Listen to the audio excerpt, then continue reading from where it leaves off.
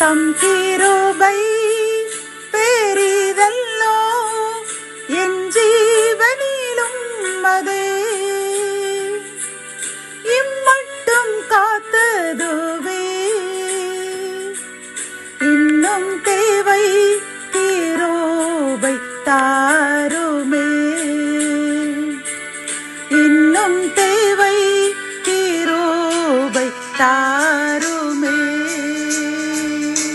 தேவனுக்கே மகிமை உண்டாவதாக. செடிகளின் கர்த்தர் ஊழியத்தின் மூலம் 2/8/2026 இன்று நாம் அறியவிருக்கும் கிருபையின் வார்த்தைகள் யாத்திராகமம் 18ஆம் அதிகாரம் 11ஆம் வசனம். அவர்கள் இடுப்பு செய்த காரியத்தில் அவர்களை மேற்கொண்டார். கத்தோலிக்க வேதாகமம் இவ்வாறு கூறுகின்றது. ஆணவ செயல் புரிந்த எகிப்தியர் பிடியினின்று மக்களை விடுவித்தவர் அவரே என்கின்றது.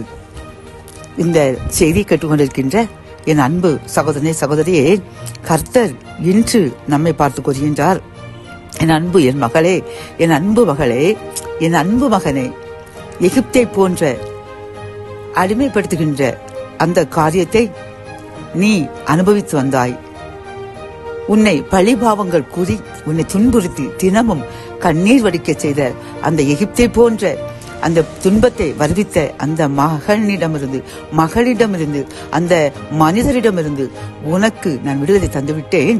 நீ அனுபவித்த அந்த கண்ணீரையும் அந்த நிந்தைகளையும் அவமானத்தையும் அவர்களுக்கு திருப்பி செய்து நான் உன்னுடன் இருப்பதை நிரூபித்து விட்டேன், இன்னும் நிரூபிப்பேன் என்று கர்த்தர் வாக்குறுதிக்கின்றார் பிரியமானவர்களே. ஆனால் நாம் என்ன செய்ய வேண்டும்? அந்த எகிப்தருடைய பாவத்திற்கு அவருடைய தீய செயல்களுக்கு நாம் உடன்படாமல் அவர்களைப் போல் வாழாமல் நாம் பரிசுத்தமாக கர்த்தருக்கு விரோதமாக எந்த செயலும் செய்யாமல் நம்முடைய சிந்தனைகள், சொற்கள், செயல்கள், நடவடிக்கைகள் அனைத்தும் அவருக்கு பரிசுத்தமாக இருக்க வேண்டும் என்று மட்டுமே அவர் நம்மிடம் எதிர்பார்க்கின்றார். ஆகவே நாம் அவ்வாறு வாழ்வோம். கர்த்தர் நம்மை அழிக்க செய்த நிந்தைகள், அவமானங்கள், கண்ணீர்கள் வடிக்க வைத்த அந்த ஜனங்களுக்கு அந்த காரியத்தை அவர்களுக்கே திருப்பி அனுப்பி அவர்களை அழித்து விட்டார்.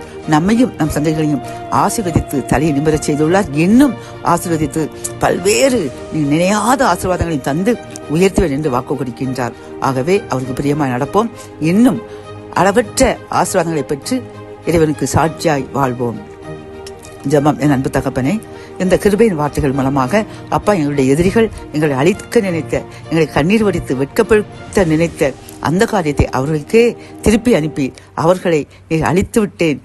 இனி அவர்கள் உன் பக்கம் தலை வைத்து படுக்கவே மாட்டார்கள். உனக்கு எதிராக எந்த தீங்கும் நினைக்க மாட்டார்கள்.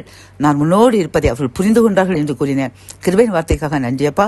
நாங்களும் எங்கள் சந்ததிகளும் எப்பொழுது உமக்கு நன்றியுள்ளவர்களாக, உமக்கு சாட்சியாக பரிசுத்தமான வாழ்க்கை வாழ எங்களுக்கு கிருபை தாங்க. மீட்பர் இயேசுவின் முன் ஜெபம் கேளும் நல்ல தகப்பனே. ஆமேன்.